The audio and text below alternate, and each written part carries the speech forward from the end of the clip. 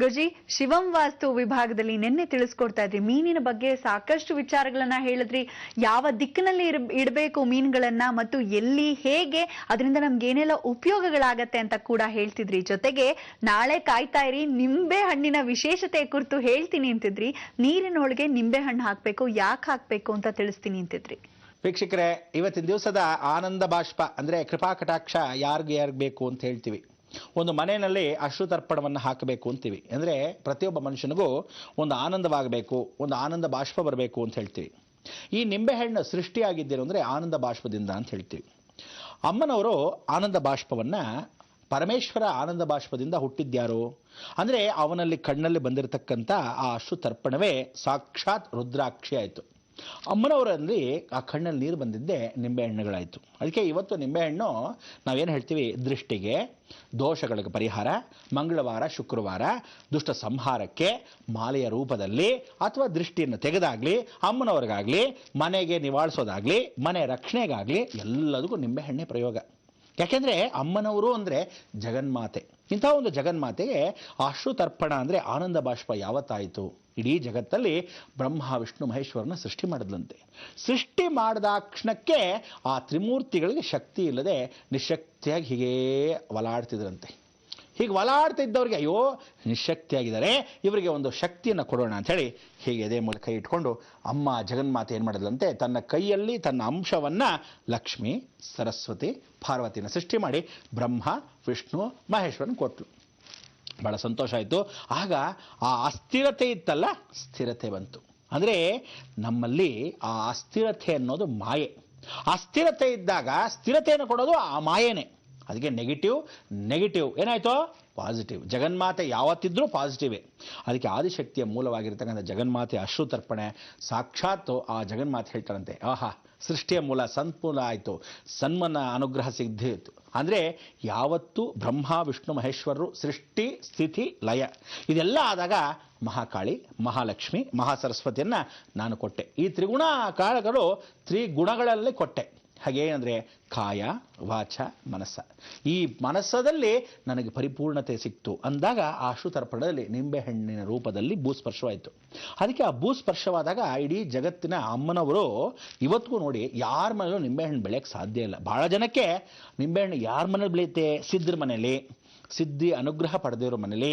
ಸುಮ್ಮನೆ ಬೆಳೆಯಲ್ಲ, ಏನಾದರೂ ದೋಷಗಳಿದ್ರೆ ಬರೋದೇ ಇಲ್ಲ. ಹೆಂಗಸ್ರ ಅಕಸ್ಮಾತ್ ಯಾವ ಕಾಲಕ್ಕೂ ಮನೆಯಲ್ಲಿ ವಾಟ ವಾಟ ವಾಟ ವಾಟ ವಾಟ ವಾಟ ವಾಟ ಅಂತಿರ್ತಾರೆ, ಅಥವಾ ಕೆಟ್ಟ ಮಾತುಗಳನ್ನು ಬೈತಾನೇ ಇರ್ತಾರೆ.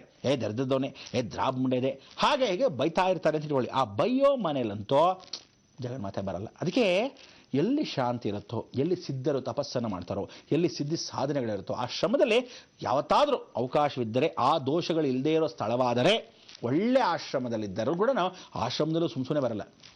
ಇಂಥ ಒಂದು ಸ್ಥಳದಲ್ಲಿ ನಿಂಬೆಹಣ್ಣು ಖಂಡಿತವಾಗ್ಲೂ ಬರುತ್ತೆ. ನಾವುಗಳು ನಿಂಬೆಹಣ್ಣು ಶೇಖರಣೆ ಮಾಡ್ತಾ ಇದ್ದಿದ್ದು ಮಡಿಕೆಗಳಲ್ಲೇ. ಅದಕ್ಕೆ ಮಣ್ಣಿನ ಹಣತೆ, ಮಣ್ಣಿನ ದೀಪ ಎಲ್ಲದರಲ್ಲೂ ಒಂದು ನಿಂಬೆಹಣ್ಣು ಹಾಕಿಡೋರು. ನೋಡಿ, ದೀಪ ಹಚ್ಚುವಾಗಲೂ ಆ ಕಾಲದಲ್ಲಿ ಮಣ್ಣಿನ ಹಣತೆಯಲ್ಲಿ ಎಣ್ಣೆ ಹಾಕಿಟ್ಟು ನಿಂಬೆಹಣ್ಣು ಅರ್ಧ ಕುಯ್ದು ಅದರೊಳಗೆ ಇಡ್ತಾ ಇದ್ವಿ. ಯಾಕೆ ಅಂದರೆ ನಿಂಬೆಹಣ್ಣಿನಲ್ಲಿ ಇರತಕ್ಕಂಥ ದೋಷಗಳು ದೀಪವನ್ನು ಹಚ್ತಾ ಇದ್ದಾಗ ಯಾವುದೂ ಅಶಮನವಾಗಲಿ ಅಂತ. ನೋಡಿ, ಕೆಲವರು ಹೇಳ್ತಾರೆ ನಾವು ದಿನಾ ದೀಪ ಹಚ್ತೀವಪ್ಪ ದೇವರ ಹತ್ರ, ಶಾಶ್ವತ ದೀಪ, ನಿತ್ಯ ದೀಪ ಅಂತೆಲ್ಲ ಅಂದ್ಕೊಂಡು ಹೋಗ್ತಾರೆ. ಆಗ ನಾವು ಆ ಥರ ಸ್ಮರಣೆ ಮಾಡ್ಕೊಂಡ್ಬಿಟ್ರೆ ಮಧ್ಯದಲ್ಲಿ ಆರೋದ್ರೆ ಮನೆಗೆ ದೋಷ ಅಲ್ವಾ. ಅದಕ್ಕೋಸ್ಕರ ಹಾಗೆಲ್ಲ ಅಂದ್ಕೋಬಾರ್ದು. ಮನೆಯಲ್ಲಿ ಸುಮ್ಮನೆ ನಾವು ದೀಪ ಹಚ್ತೀವಿ, ಅಖಂಡ ದೀಪವನ್ನು ಹಚ್ತೀವಿ ಅನ್ನೋದೆಲ್ಲ ಸ್ಮರಣೆ ಮಾಡ್ಕೋಬಾರ್ದು ಅಂತ ಅದಕ್ಕೆ ಹೇಳೋದು. ಅದಕ್ಕೆ ಆ ನಿಂಬೆಹಣ್ಣನ್ನು ಹಾಕೊಳ್ಳೋದು. ನಿಂಬೆಹಣ್ಣನ್ನ ಉದ್ದದ ಜಾರಿದ್ದ ಹಾಗೆ ಒಂದು ಹುಕ್ಕ ಸೇದಲ್ವಾ, ಆ ಥರ ಉದ್ದಕ್ಕಿತ್ತಿತ್ತು. ಇದರಲ್ಲಿ ನಿಂಬೆಹಣ್ಣನ್ನು ಹಾಕಿಡೋರು. ಮುಕ್ಕಾಲು ಭಾಗ ನೀರು, ಒಳಭಾಗದಲ್ಲಿ ಒಂದು ನಿಂಬೆಹಣ್ಣು ಹಾಕಿರೋರು. ಗಜನಿಂಬೆ ಅಂತ ಹಾಕ್ತಿದ್ವಿ. ಈಗ ಗಜನಿಂಬೆ ಭಾಳ ಜನ ಚಿಕ್ಕ ಚಿಕ್ಕ ನಿಂಬೆನೇ ಆಗೋಗಿದೆ, ಎಲ್ಲ ಗಜನಿಂಬೆ ಇಲ್ಲವೇ ಇಲ್ಲ. ಗಜನಿಂಬೆನೇ ಹಾಕಬೇಕು ಅಂತ ಹೇಳುತ್ತೆ ಶಾಸ್ತ್ರದಲ್ಲಿ. ಅದಕ್ಕೆ ಈಗ ಏನು ಮಾಡಿದ್ರು, ಸ್ವಲ್ಪ ಸ್ವಲ್ಪ ಹಾಗೆ ಡೆವಲಪ್ ಮಾಡ್ತಾ ಅದನ್ನೆಲ್ಲ ಬಿಟ್ಬಿಟ್ರು. ಗುರುಕುಲದಲ್ಲಿ ಮಾಡ್ತಾ ಇದ್ದಿದ್ದು ಕ್ರಮ. ಈಗ ನಾನು ನಿಮಗೆ ಯಾಕೆ ಹೇಳ್ಕೊಡ್ತೀನಿ ಅಂದರೆ, ಗುರುಕುಲದಲ್ಲಿ ಮಾತ್ರ ಇಂಪಾರ್ಟೆಂಟ್ ಅಲ್ಲ, ಪ್ರತಿಯೊಬ್ಬರು ಮನೆಯಲ್ಲೂ ಈ ದೋಷಗಳನ್ನ ಕಳ್ಕೋಬೇಕು. ನೋಡಿ, ಎಷ್ಟು ಕಥೆ ಇದ್ದರೆ ನಿಂಬೆಹಣ್ಣು ಬಂದಿದ್ದು ಹೇಗೆ, ಅಮ್ಮನವ್ರು ಬಂದಿದ್ದ ಶಕ್ತಿ ಹೇಗೆ, ಮನೇಲಿ ಇಟ್ಕೊಳ್ತಕ್ಕಂಥ ನಿಂಬೆಹಣ್ಣು ಯಾತಕ್ಕೆ, ಇಷ್ಟೆಲ್ಲ ಹೇಳಿದ್ರೇನೆ ಆ ಜಗನ್ಮಾತೆ ಅಶ್ರುತರ್ಪಣ ಆಗಿರ್ತಕ್ಕಂಥ ನಿಂಬೆಹಣ್ಣು ಮನೇಲಿದ್ದು ನಮ್ಮ ರಕ್ಷೆ. ಆ ಜಗನ್ಮಾತೆ ರಕ್ಷೆ ಒಂದು ಗಾಜಿನ ಗ್ಲಾಸು, ಮುಕ್ಕಾಲು ಭಾಗ ನೀರು, ಒಳಭಾಗದಲ್ಲಿ ಒಂದು ನಿಂಬೆಹಣ್ಣನ್ನು ಹಾಕಬೇಕು. ನಿಂಬೆಹಣ್ಣು ಹಾಕಿದಾಗ ಏನಾಗುತ್ತಪ್ಪ, ಸಾಧಾರಣವಾಗಿ ಒಂದು ಸ್ವಲ್ಪ ತಿರುತ್ತೆ, 1 ಅವರ್ ಸರಿ 2 ಅವರ್ಸ್, ಒಂದು ದಿನ ಅಂತ ಇಟ್ಕೊಳ್ಳಿ. ಏನಾಯಿತು, ನೀರು ಹೀರ್ಕೊತಾ ಇರುತ್ತೆ. ಹೀರ್ಕೊಂಡು ಏನಾಗುತ್ತೆ, ಟಕ್ ಅಂತ ಕೆಳಗೆ ಹೋಗುತ್ತೆ.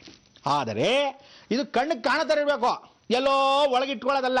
ನಾನು ಇಟ್ಟಿದ್ದೀನಿ ನಿಂಬೆಹಣ್ಣು ಅಂತ ಎಲ್ಲಿಟ್ಟಿದ್ದೀರಾ, ಅಂತಲ್ಲ, ಮನೆ ಒಳಗೆ ಪ್ರವೇಶ ಮಾಡುವಾಗ ಎದುರುಗಡೆ ಯಾವನಾದ್ರೂ ಕಚರಾ ಬಡ್ಡಿ ಮಗ ಬರ್ತಾನೆ ಅಂದರೆ ನಮ್ಗೆ ಗೊತ್ತಿರಲ್ಲ ಯಾವ ನನ್ನ ಮಗ ಅಂತ, ಅಥವಾ ಯಾವಳೋ ಒಬ್ಳು ಇರ್ತಾಳೆ, ಅವ್ರ ಕಣ್ಣು ದೃಷ್ಟಿ ಇರುತ್ತಲ್ಲ, ಹಿಂಗೋಗ್ಬೇಕು ಕಣ್ಣು. ಹಂಗೇನೆ ಎಷ್ಟು ಜನ ಕಣ್ಣು ದೃಷ್ಟಿ ಅಂದರೆ, ಒಬ್ರಿದ್ರು ನೋಡ್ತಾ ಇದ್ರು, ಮಂಚ ಒಂದು ಸುಮಾರು ಭಾಳ ಚೆನ್ನಾಗಿತ್ತು.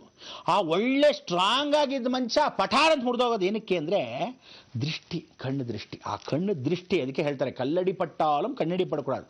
ಕಣ್ಣು ದೃಷ್ಟಿ ಎಷ್ಟು ದರಿದ್ರ ಅಂದರೆ, ಇಡೀ ಜಗತ್ತಿಗೆ ಗೊತ್ತಿರೋದು ಲೇಪಾಕ್ಷಿಯಲ್ಲಿ ನಿಮಗೆ ತೋರಿಸಿದ್ದೀನಿ. ಏನಂತ ಹೇಳಿದೆ ಹೇಳಿ? ಆ ಅಮ್ಮ ಹೇಳ್ತಾಳಂತೆ, ನೋಡೋ ನಾನು ಅಡುಗೆ ಮಾಡ್ಕೊಂಬರ್ತೀನಿ, ನಿಂಗೆ ಹಸುವಾಗ್ತಾ ಇದ್ದೇನೆ, ನಾನು ಅಡುಗೆ ಮಾಡೋರ್ಗೋ ಸುಮ್ಮನೆ ಕೂತ್ಕೊಂಡು. ಸರಿ, ಅಮ್ಮ ಅಡುಗೆ ಮಾಡ್ತಾ ಇದ್ದಾಳಲ್ಲ ಅನ್ನೋದ್ರೊಳಗೆ 30 ಅಡಿ ದೊಡ್ಡ ವಿಗ್ರಹ, ಅಂದರೆ ತಲೆಯ ಮೇಲಿರ್ತಕ್ಕಂಥ ಹಾವಿನ ಸ್ವರೂಪದಲ್ಲಿ 5 ತಲೆ ಹಾವು, ಮಧ್ಯದಲ್ಲಿ ಈಶ್ವರಲಿಂಗ, ಎರಡೂ ಕೆತ್ತಬಿಡ್ತಾನೆ. ಏನೋ ಇಷ್ಟು ಬೇಗ ಕೆತ್ತಬಿಟ್ಟಿಯೇನೋ ಅಂತ ಸುಮ್ಮನೆ ಹಾಕಿ ಕಂಡುಬಿಟ್ಲು ಅಷ್ಟೇ.